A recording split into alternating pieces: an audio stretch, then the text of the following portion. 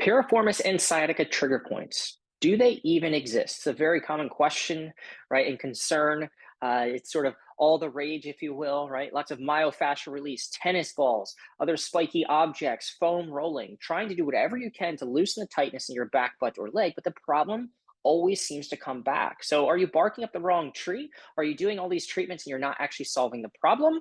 We'll see what the science says and what my experience suggests as I break this topic down and this question of, hey, I have this tightness, I have these tender points, these trigger points, I'm getting lots of treatment, but the problem never goes away. Hi, everyone. My name is Dr. Charlie Johnson. I'm a physical therapist. I am residency trained and have my board specialty in orthopedics. This experience and knowledge places me in the top 0.5% of PTs in the United States. This is my only specialty. I only treat people with back, butt, and sciatica issues. Up to this date, I've seen over 10,000 people with these problems. So doesn't mean I know everything. Just know that the information you're about to receive comes from very science-based, evidence-based, experience-based background as I'm in the trenches working with people like you all over the world. Okay, so most people with back, butt, and sciatica pain describe areas of tightness, probably you watching this, in their back, butt, or leg. Right? And these areas are most commonly referred to or accepted as tender points or trigger points or knots in the muscle. All right. And if you're watching this, this probably is whereabouts you experience some of these trigger points, knots, or tightness, right? In the butt, in the hamstring, in the calf, maybe it wraps around the front of the leg. Maybe you also experience them in the groin, headed down towards the knee, right? X marks the spot as far as this is where a lot of people are pushing, prodding, poking, stabbing with needles, right, to try to relieve the tenderness. But again, it hurts so good in the moment, but the pain and tightness always return. So what's happening? Clearly, if you're doing something to resolve the tightness, but the problem is coming back, you're not addressing the source of it, right? So let's talk about what that really is, right? So it's also common that you could experience symptoms all over the body. So maybe if you're watching this, you have tightness and tenderness, in the back or the butt or the leg, but maybe you also have some neck tightness and shoulder tightness. This is actually all connected. We're going to share how here in a moment. All right. So as a result of all these different spots that are tender, these knots, this tightness that we experience, we spend a ton of time, energy, and money on soft tissue treatments instead to release them, instead to loosen them up. And if I could just get my psoas, Dr. Charlie, to release, I'd feel better. If I could just get my piriformis or these buttock muscles to let loose, then we'd be good. If I could get my QL or my TFL, these muscles, if you've done any research in the back or in the hips, the low back, the hamstrings to release, then I'd be fine. If this, then I'd be fine. But is it possible this entire time we've actually been barking up the wrong tree, us as a medical professional and you as somebody who's in pain and experiencing tightness? Is it possible that you've been kind of taking the wrong approach, right? And that you've been treating the effect, the tightness, not the actual cause of the tightness, all right? So in this training, you will learn trigger point or tender point theory versus reality, what new research suggests about trigger points. They may not be actually what we've been led to believe. I know that I didn't believe this coming out of PT school 11 years ago, and it's probably not something you're familiar with. So we're going to talk about that, and we're going to back this by science as well as experience, okay? So we're going to talk about how most treatments miss the mark by, again, treating the effect, not the cause, and the predictable trigger point pattern that people with back, butt, and sciatica pain experience and why, and then where to aim treatment so you can naturally resolve this tightness and this tenderness without stretching, massaging, needling, right, or needing to rely on others to fix you, all right? And then we're going to chat about a totally logical and common sense pain relief process that you can use to follow to become pain-free and trigger point-free, all right? So real quick, before we move on, if you're watching this video and you're interested in learning to figure out the most likely source of your symptoms beyond what we're going to talk about here, why you have the tightness, what structurally could be going on, whether it's your body causing the problem and or a component of the mind causing the problem, check out my Better Than an MRI DIY diagnostic guide. You can just click it to download it above. All right, so let's dive into the training and let's really sort out what's happening here if you're constantly dealing with trigger points, knots, or tightness in your back, butt, or leg. All right, trigger points for 400, please. All right, this knot is said to be felt but has yet to be seen. This is really important. All right, so what is a trigger point to begin with? We throw it around, we talk about it, but what is it? It goes back to the 1950s, all right? So that's 56, 74 years ago, all right? And it sort of is linked to these two folks right here, Dr. Janet Travell, right? And Dr. David Simmons, I've heard it Simon, so if you know them, I apologize. But either way, these two folks here, all right? And they produced this book, published this book, Myofascial Pain and Dysfunction. They were sort of the founders, if you will, of this concept, and trigger point manual, how to release these trigger points. And it was originally defined very medically within this book, of course, right? But we're going to simplify the definition for you, but just bear with me. A hyper irritable spot, a sensitive spot, usually within a taut band of skeletal muscle or in the muscle fascia, which is painful on compression and can give rise to characteristic referred pain, motor dysfunction, and autonomic phenomena. All right, so let's make this super simple for you, though, so we don't get lost in the nuances of things. It's a taut or ropey sort of knot or spot or band. Most people say they can feel these, right? There's hypersensitivity to pressure. So when you push on it, it hurts. And then a lot of times this pressure creates referred pain, or your muscles start to twitch a little bit, meaning you push on a spot in your glute and you feel maybe some pain, numbness, or tingling running down the leg. That is sort of a, in the traditional classic sense, 1950 sense, a trigger point, or a knot, as a lot of people refer to it. And this is said to be caused by repetitive microtrauma, which leads to the development of stress on muscle fibers and the formation of this trigger point or this tightness in response to that stress and microtrauma. All right. And how do we resolve it? Something we call ischemic, cutting the blood supply off, via compression, meaning pressing into the trigger point to let it go, right? To release it. And you probably do this yourself. You've probably taken your thumb, right, and jabbed it into your buttock or the side of your back. You've probably maybe even leaned up against a wall or sat on a tennis ball or something like that. Maybe you've even had your spouse or your partner, or you've paid someone to dig their elbow into your buttock. All these are a form of compression, if you will, to release or attempt to get rid of this tightness. But again, a lot of times it comes back. So we're going to talk about why that happens, right? And this belief, even though it was originated in the 1950s, still lives on despite the research that I'm going to show you, all right? So this is going to have a profound impact. If your beliefs inform your actions, which inform your results. If your belief is that I've got this thing, right, in my butt, and I have to release it because it's not full of tension, and then you will do all of these actions or take part in all these treatments designed to loosen this thing up, and then you're going to get some result. If you're watching this, it's probably not super favorable. So we need to look at that result and say, hey, maybe my belief is a bit outdated, right? And we'll share that here in a moment, okay? So because of this belief, this is what people do, right? If you type in piriformis syndrome, trigger points in glutes, glute tightness, right? These are all the solutions that you'll get. So you'll see people massaging out the hamstrings. You'll get massage guns advertised or marketed to you to, ease the tightness in the buttock. You'll get a thumb to the buttock or an elbow to the buttock. Active release technique. They'll try tacking and going. We call it. I used to do this stuff when I had this belief system. Pin the buttock tissue, right, and then move it around. And it seems really fancy and it's expensive. And the problem comes back. All right. Elbow deep in the buttock, not very comfortable. And again, doesn't really treat the cause. So again, we've got massage guns with all kinds of different adapters. We've got this weird kind of candy cane shaped thing, an S-hook, a Theracane. We've got different types of balls and objects, right, to release the hip flexors, hip hooks, right, an expensive plasticky thing to get in there and solve the problem. We've got foam rollers of all sorts. All of this stuff is aimed, at this belief that we've got this trigger point or not, and we're trying to release it. All right. Can't forget the tennis ball, right? The cheapest of all these. All right. Right. All the same thing, at the end of the day. This is really important to understand. They're just called different stuff. It's the same gift, if you will. There's just a different packaging. There's a different wrapping paper on the outside at different price points done by different people. This is my favorite car. All right. Same car, different color. All right. Deep tissue massage, myofascial release. Sounds really fancy. I should pay more for that, right? Because it's releasing something. Not exactly. Active release technique. There's special trainings, right? I went and I paid to get training in this area. All right. A fancy certification, but the same type of thing. Trigger point therapy, stones in the olden days. Hey, go sit on that rock. Now we have guns, Theraguns, right?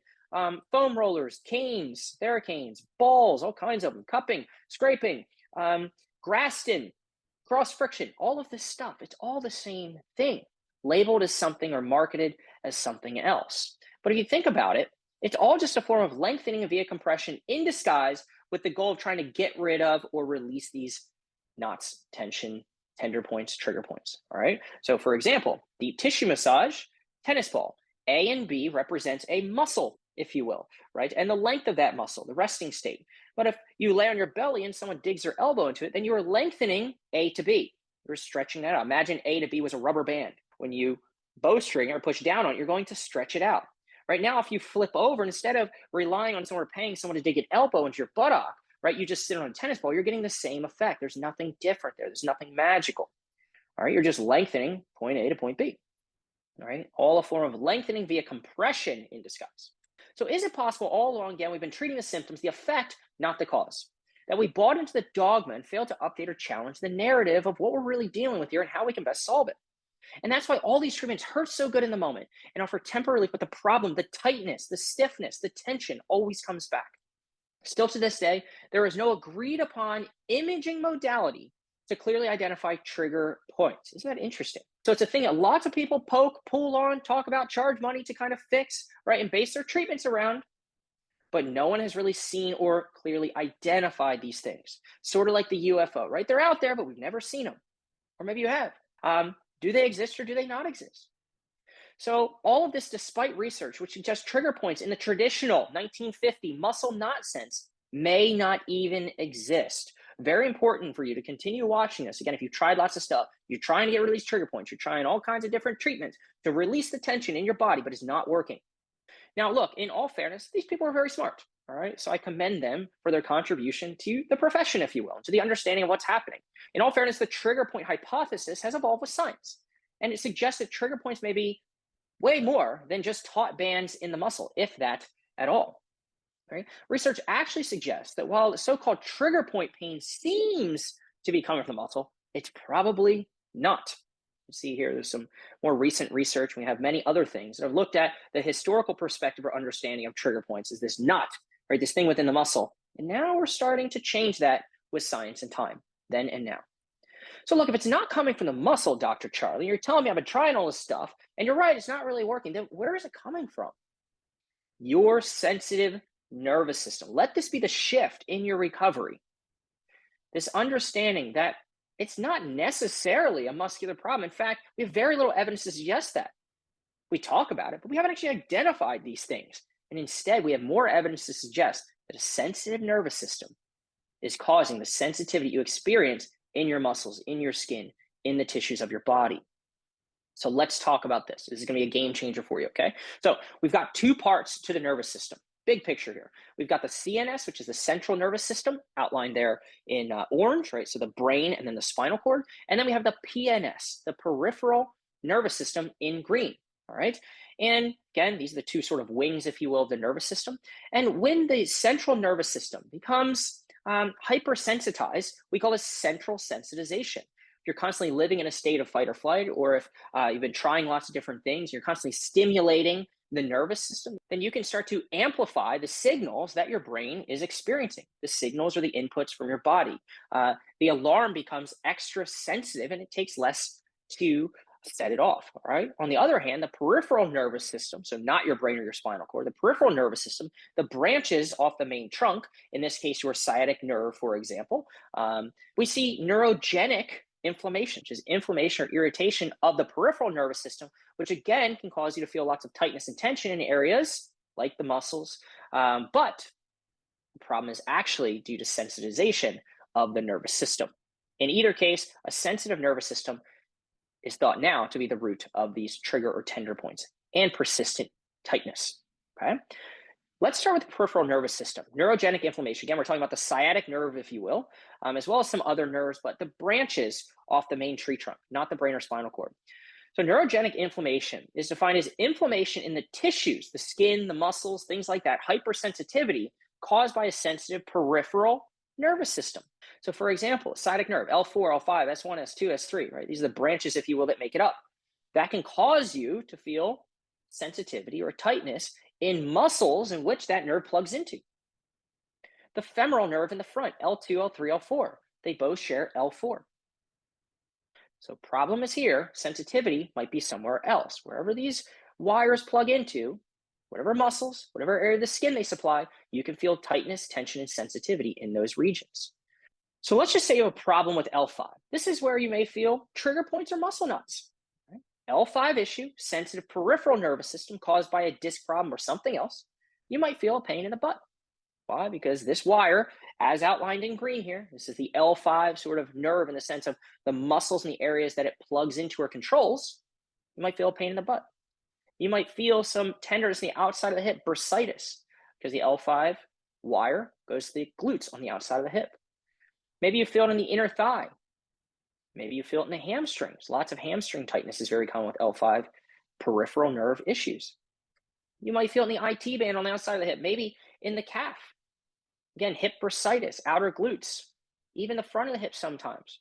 IT band, more commonly the shin, maybe even the top of the foot. Okay, so irritation of the S1 nerve, another common nerve that's impacted by disc problems or other things which can irritate the peripheral nerve in the spine. This is where you may feel trigger points or muscle ups. So are you experiencing these? And if so, does it match up? Let's see, right? S1 nerve problem, outer hip stuff, buttock stuff, groin stuff, or inner thigh stuff, hamstring tenderness or tightness, IT band tenderness or tightness, calf tightness is a very big one for people with an S1 nerve issue. All right, maybe even plantar fascia problems, pain in the heel, stuff like that. Again, you do see it, the S1 nerve can cause some symptoms on the side of the hip, but notice there's very little on the front of the leg. Now, irritation of the L4, I put this last because L4 is the least common affected nerve in the spine as far as nerve root. So this is where you may feel trigger points or muscle knots. L4 problem, notice on the back side here where the X's are, you might feel some kind of on the side there, maybe a little bit down in the buttock or hamstring, but really mostly on the side or even in the front of the hip. You might experience psoas tightness or hip flexor, groin tightness, maybe IT band stuff, maybe down to the shin. And then front of the hip stuff is much more common with an L4 issue because that is where that nerve wraps to. That is where that nerve supplies. All right. Symptoms maybe even down to the knee. So an example of someone I worked with recently of how this stuff plays out, right? Charlie, I left on my trip yesterday, went pretty good, right? But the weird thing is happening. This weird thing is happening. My right calf is unbelievably sore. This happened when I was around the stage of recovery from last year. Couldn't tell you why. Any advice or thoughts? Should I stretch it? Right, so this is an example of somebody who has an S1 nerve irritation problem who feels tension in their calf. And what do they want to do? It feels so tight down there, but the tightness is actually caused by sensitivity of the nerve in the spine, the S1 nerve. Okay? S1 nerve problem. Right? This person is saying, I have a sore, tight calf. Should I stretch that? Stretching that, if we understand that stretching is a form of lengthening, right, or compression is a form of lengthening, stretching that or trying to roll it out with a ball, as this woman was inquiring about, would actually reduce the blood supply. So, if it's a muscle thing, you can smash it all you want, right? But if it's actually an underlying nerve issue causing sensitivity, what happens is you reduce blood supply to the nerve, you reduce oxygen and nutrients. This is why potentially all the different stretching, foam rolling, massage, etc., is actually making this worse. You think it's a muscular problem because it feels so muscular. It's right here in the calf, Charlie. But the problem could be upstream, caused by a sensitive peripheral nerve, neurogenic inflammation. Something has caused inflammation or irritation of that nerve root in this case. Or, hey, Charlie, isn't it weird? I have sciatica, I have a sore tight calf, but I also have heel pain. Maybe you're watching this, you've had plantar fasciitis. Are you sure it's plantar fasciitis? Or is it a nerve issue? Here's another person, right? They sent me an email. I saw a pain specialist 2 weeks ago. He pushes down on my psoas, the muscles in front of the hip, on both sides, leaving me in pain for a week, telling me they're both very tight. Doesn't do anything else. Psoas problem, an L4 problem. So this is, again, where L4 sort of controls. L4 gives feeling as well as strength to many areas of the back, but then the front of the hip. All right, so you'll see some maybe SI joint stuff. I have an SI joint problem, right? But really, you'll see psoas stuff. You'll see, hey, I feel really restricted and tight. And no matter how much I do hip flexor stretches, no matter how much I get treatment there, no matter how much I lay on this hip hook or this, whatever you want to call it, right, my problem keeps coming back.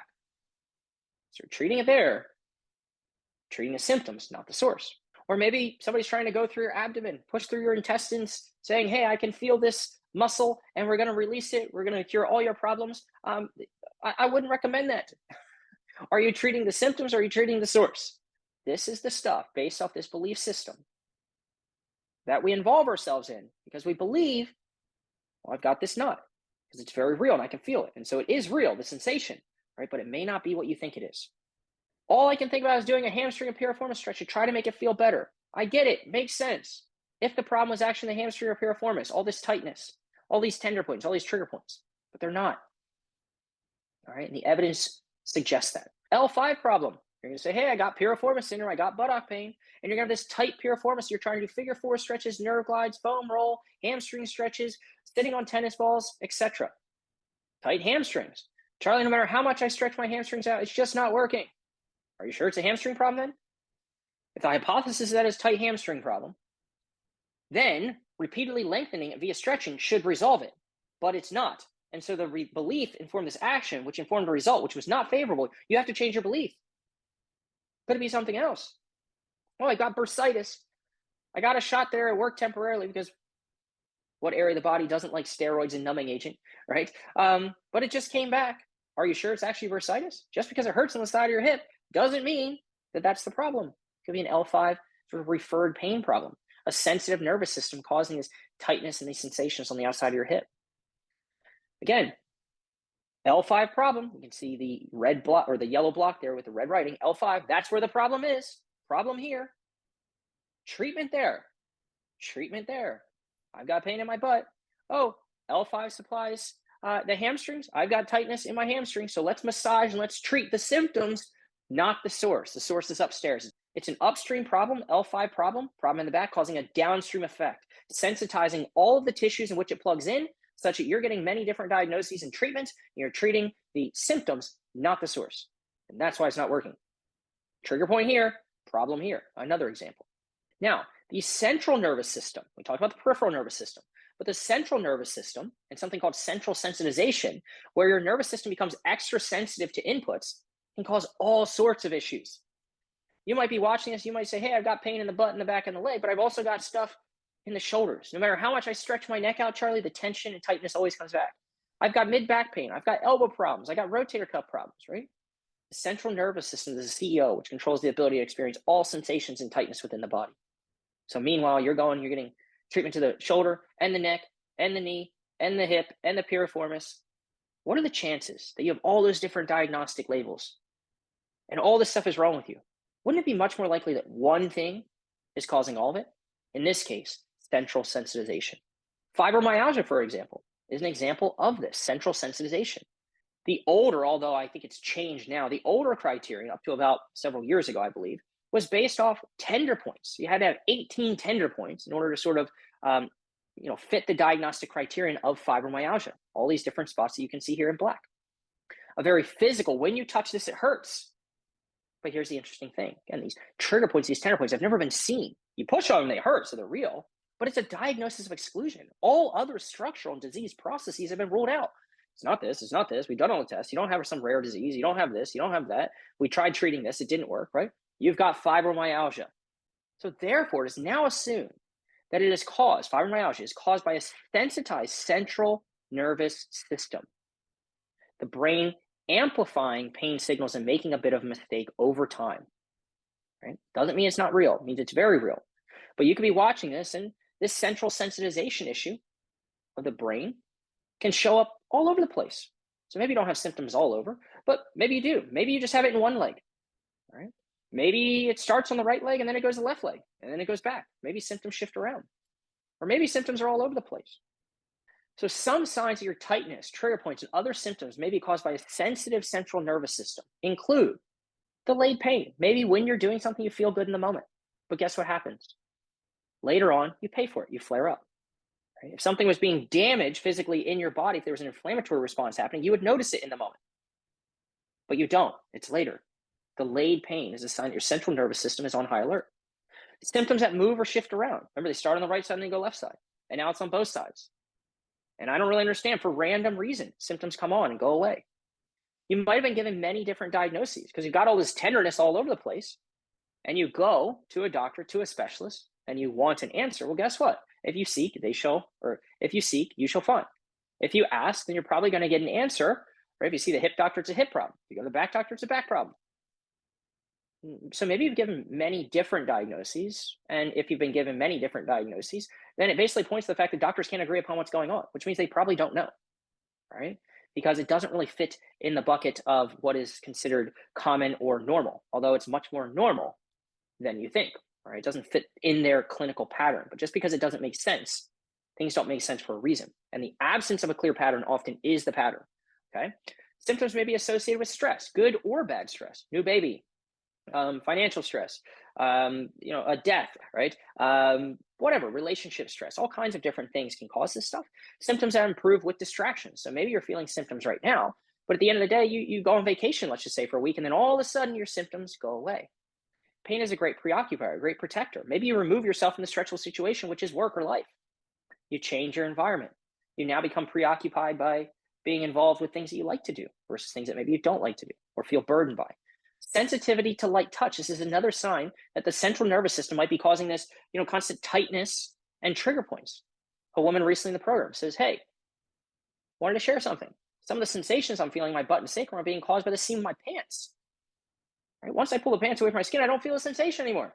These are pants I've worn before. I never noticed these seams on my skin. Do you know what's happening here?" Absolutely. You're not damaging anything on your skin by your pants brushing on them, right? Instead, your nervous system, the alarm has become sensitized. It doesn't take as much anymore to set the alarm off, all right? And something as simple as just some basic contact or brushing of the skin can cause this yuckiness. So look, evidence now suggests that trigger points are not muscular in origin, but rather they are caused by or the effect of a sensitive nervous system, if peripheral, neurogenic inflammation, sciatica, if you will, or central sensitization, if of the central nervous system. And the crazy part about this, and the reason why this is so profound, is that if this is true, it means that all the treatments aimed at reducing tightness or releasing trigger points or knots by the way of poking, pulling where the tightness or tenderness is felt, in your leg, in your back, in your butt, in your calf, in your heel, may scramble the pain signals temporarily, but they do not address the root of the problem, the sensitive nervous system.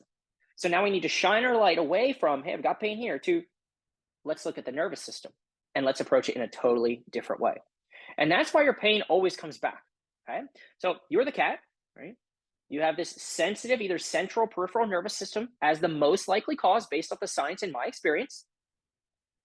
And you're not treating that, right? Because you feel pain, not in your nervous system. You feel right here in your leg, right in your butt. You push on it. Ouch, that hurts, Charlie. My pain is right here.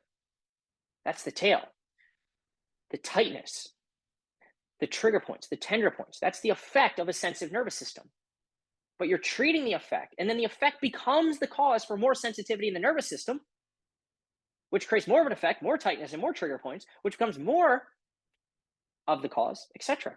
So instead of treating symptoms, treatment, in my experience, is best focused on the system, which allows us to experience these sensations in the first place, the sensitive nervous system. Okay? So again, we've got the central nervous system, we've got the peripheral nervous system, which controls our entire pain experience, right? And the reason this is so cool is because treatment no longer involves you having to mash yourself to death, right? If you're leaving, an office where you're getting treatment with bumps and bruises, probably not going to be something you want to do long term, and probably not actually solving the problem, all right? And so we don't need to tenderize anything here. In fact, we want to move away from that, and I'll explain why. Again, we focus on the nervous system. And the best part is to be completely pain-free. No more, again, needing to rely on others to fix you. No more tennis balls, foam rollers, etc. Right? For the reasons I explained. We don't want to treat the effect. We want to treat the cause. Okay. And look, it just makes so much sense. If you're challenged to wrap your head around what does he mean by treating the nervous system, and I'm not so sure, because Charlie, I hear what you're saying. You're saying it's real. You're not saying it's all in my head, right? But at the same time, you kind of are, and I feel it right here in my leg. And I'm not so sure about this. Right? Let's make sense of it for you. So what is tightness? Start to ask yourself questions so you can better understand this. The more you understand this through study, through watching content like this, and gaining information from knowledgeable and reliable sources, people have experience in doing this, right? Then you can start to have faith in understanding that what you're learning. Okay, so what is tightness? What is burning? What is tenderness? What is tingling? What is throbbing? What is shooting? What is numbness? What is cramping? What are all these different things? Right? Everybody explains their symptoms in a different way. They're all the same thing. They all fall under the umbrella of sensations. And what allows us to experience sensations? Muscles alone, we know, cannot experience tightness. Instead, our nervous system allows us to experience pain and tightness. Our nervous system allows us to sort of experience these trigger points, these tender points in our body. Right? Think about it. A piece of steak, right? The piece of steak alone, hopefully you're not having steak or chicken or something like that, but the piece of meat alone, in and of itself, in isolation, does not have a trigger point in it. It's just a piece of meat. But when you plug that steak, that muscle, right? This is muscle, all right, into the operating system, into the CEO, into the main panel box, which is the central nervous system, and then the branches of the peripheral nervous system, which plug in to that steak, to that muscle, to that area of the body. That gives it life. And through that life, you are allowed to or able to experience trigger points, tenderness, tightness, burning, shooting, throbbing, etc. Stick figures, if you're still not clear in this, are a very nice way, right, of simplifying concepts. So let's look at this for a second, all right? If you're still not sure about what I'm talking about, you're still not grasping the concept, you've got a mind and you've got the body, all right? Body represented by this piece of meat or this piece of steak, the muscles, all right? This is you watching this right now, right? You may have pain in the back, butt, or leg. I'm just going to mark it in the leg here for you, pain here. If you remove the mind, the brain, the central nervous system from the equation, your pain ceases to exist. Your muscle's still there, but in and of itself, the muscle cannot experience any sensation. It's just a muscle. Now, without the brain, to be clear, the body cannot experience tightness, trigger points, pain, or other sensations. Again, they cease to exist. However, the opposite, this is really important, the opposite is not true. This is some crazy stuff. All right, listen to this. This is you. You've got the mind and the body, and the pain is still there. Right? Now, let's just say we remove your leg. So we're not removing the mind anymore. We're removing a component of the body, the physical structure. The muscles of your leg, of your butt, of the calf, whatever, are gone, let's just say. You can still experience pain here. You could remove a limb and you could say, ouch, Charlie, I hurt right there, and be pointing to nothing, pointing to space in the air. I feel pain in a limb which is not there. So the brain can allow one to experience real pain in a missing part of the body. Remove the mind, keep the leg, right? You have no symptoms. Keep the mind, keep the brain, remove the leg, and you can still have symptoms in that leg, which does not exist. We call this phantom limb pain. This is well supported by the evidence and the research. So the brain is really the driver. That's what it tells us. All right. So we say, oh, you're telling me it's all in my head. I'm not telling you any of that. I'm just telling you the nervous system, the sensitive nervous system, is what allows us to experience many of these things, which we're trying to treat, trigger points, tightnesses, by stretching, foam rolling, doing all this stuff. But are we really treating the source? Because last time I checked, right, if we remove the mind, if we remove the head, would you experience symptoms in the body? The answer is no, I couldn't. It would just be the body, material, tissue, right? When I add it back on, now I can experience this stuff. When I take it away, I can't. When I add it back on, now I can experience it. So that must have something to do with it, does it not? Crazy. You can remove a limb, the mind's still attached, the head's still attached, right? And you can still experience symptoms in that missing part of the body. The brain is essential for this experience. The nervous system is essential for you experience any symptom in the body. Okay, crazy cool stuff. Now look, if we go back to the definition of pain, pain is an unpleasant sensory and emotional experience designed to protect you from some actual or perceived threat or danger. Actual or perceived threat or danger. And the goal of the nervous system is to protect you. And it does this by creating pain, tightness, trigger points, tenderness, burning, shooting, migraines, all kinds of stuff to keep us safe. It's a great protector. Right? Sometimes it can protect too much. It becomes sensitized. The alarm system becomes sensitive, which backfires on us a bit. Okay? And this commonly occurs in areas of the back, butt, or leg. And I see this happen every single day as somebody, again, who's worked with over 10,000 people with back, butt, sciatica problems. This is very common. The nervous system is at the root of this experience. So people experience, maybe you watching this, real, very real. I'm not saying this is made up. This is very real stuff. When you poke on your leg, it hurts. But trying to treat where you're poking on your leg and it hurts doesn't often work very well. It might, and it might temporarily, might scramble the pain signals, might create a bit of distraction, but usually the problem comes back. People experience real symptoms, burning, throbbing, tightness, cramping, numbness, tingling, trigger points, other funky feelings. and are diagnosed with these things: piriformis syndrome, bursitis, pudendal neuralgia, pelvic floor tightness. These are common with the folks we work with. Sciatica, herniated disc, spinal stenosis, SI joint problems, anterior pelvic tilt, fibromyalgia, leg length discrepancies, all these different things. And maybe you've been given one of those things, or maybe you've been given a whole bunch of them, because clearly doctors can't agree upon what's going on because they don't understand it. But just because we don't understand why something happens doesn't mean there's not a reason. We just don't know what the reason is. And I'm here to say there is a reason. All right, so if you've tried lots of different things, seen lots of different people, and you haven't gotten the solution that you're looking for, then you need to reevaluate your belief system. Maybe what I believe is not true. Okay, and then the beliefs inform the actions which have gotten me the results that I want or don't want, right? And if you're not getting the results that you want, then you need to change that paradigm. And hopefully this conversation has done it, because you can apply this concept to every sensation or any sensation, tightness, burning, shooting, whatever you want to call it, in the body. Treatments often chase the pain or the diagnosis in the label. That's what we try to do to people, put them in a box, the tightness and the trigger points. Or they may feel good in the moment, but long-term, they actually worsen the problem. Psychologically, you fuel the pain with attention and focus. You become more worried, you become more fearful. We'll talk about that in a moment, right? Physically, you poke the angry bear. You actually contribute to further inflammation, right? And so this negative feedback loop, if we can change this negative feedback loop to one that is positive, which is what we try to teach people all around the world with these issues, is the key to resolving the problem long-term, right? So maybe it starts with you've got trigger points or tightness. Maybe you know why, maybe you don't know why. Either way, it's okay. Maybe you bend over and pick something up and now you've got tightness in your back, butt, or leg. Let's just say that. Body problem, physical problem. I did this thing, Charlie, and ouch, it hurts. What does that tell your brain, if you will? What types of signals does that send to your central nervous system? Signals of safety or signals of threat?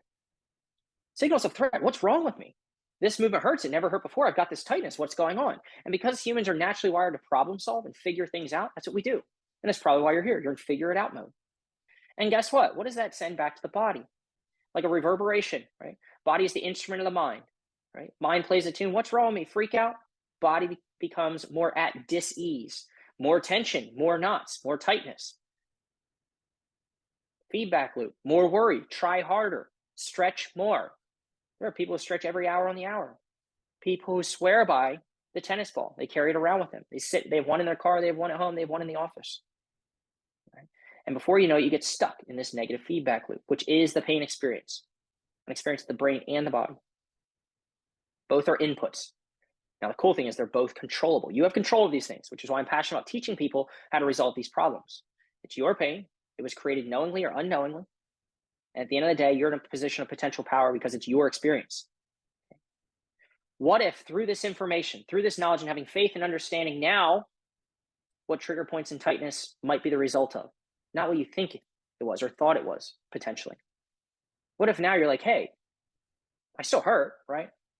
But am I safer than I thought? Do I need to continue to try to unpinch my nerve? Do I need to continue to try to loosen up these hamstrings? All these exercises I've been given to try to stretch things out and get rid of these tender points, do I need to do that? Do I need to mash my butt cheek with a foam roller constantly throughout the day? No.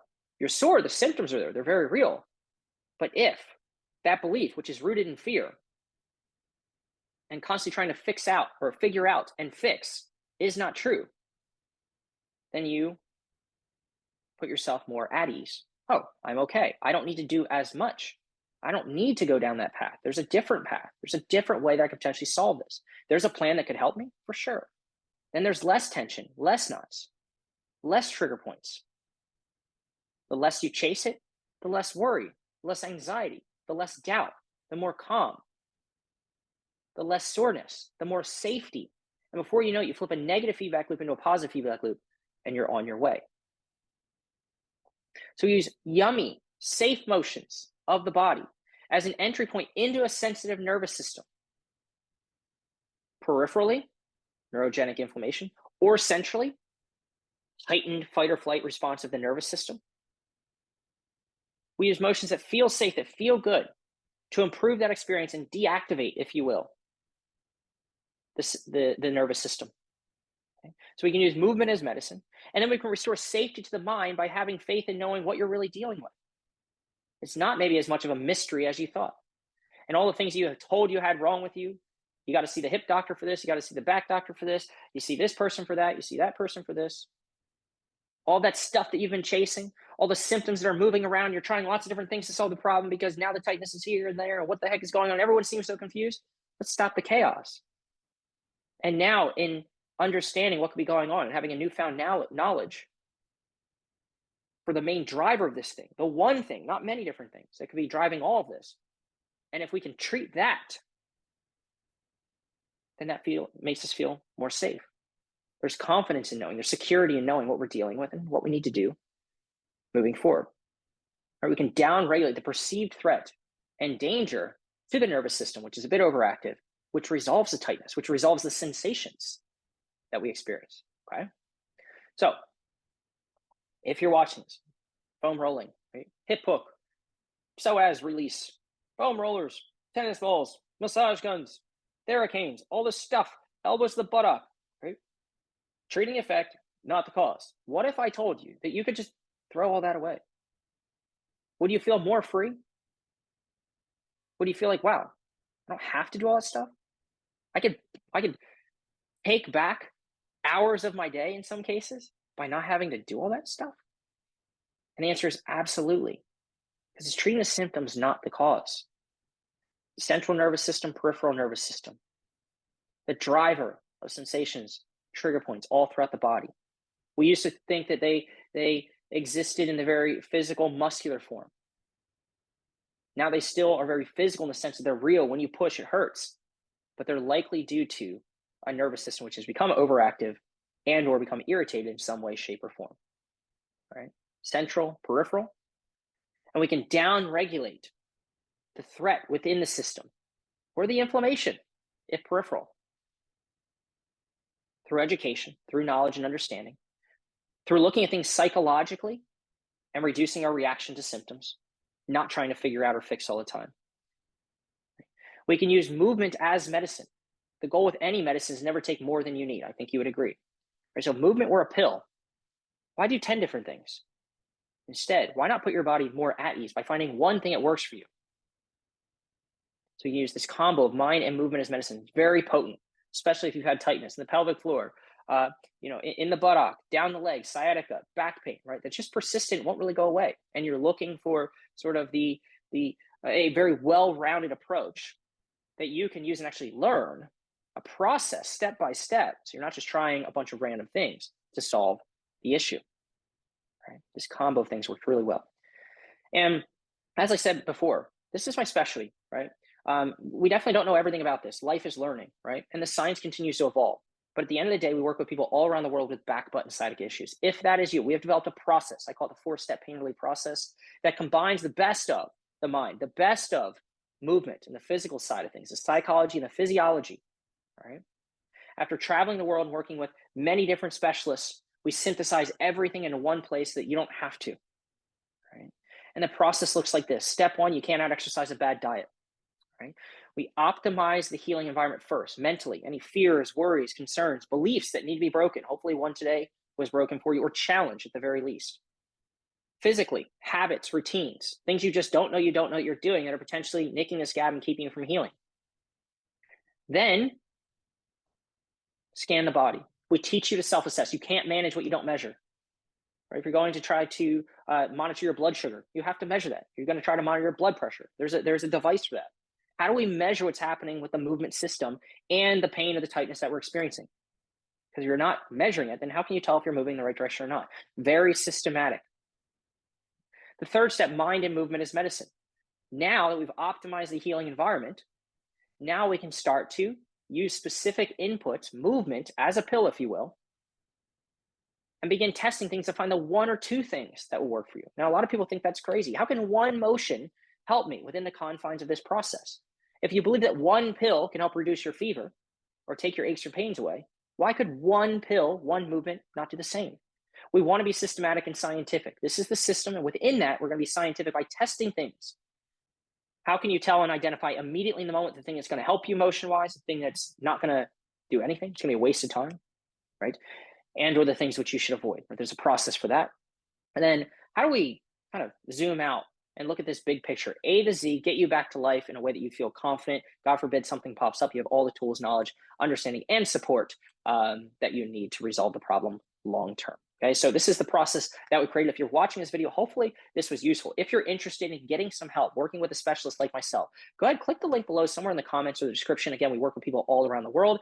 The link in the comments or the description will take you to an apply page. Right? We don't promise to be able to help everyone. Instead, we'd ask that you apply. So just click that, set up a time to chat. There is no cost, no obligation to this. Set up a time to chat. And then afterwards, follow instructions to submit a very detailed case review. I review all cases personally. If I feel we can't help, then we'll just let you know. Okay, so if you'd like me to review your case personally, wherever you are, again, we can teach you how to solve this problem, just like we've taught you some new information today. Go ahead, click the link below to set up a time to chat, apply to see if we can help, and allow me to review your case. Thanks so much, everyone. Appreciate you checking this out. Be sure to subscribe and comment below and let me know your thoughts. Thanks.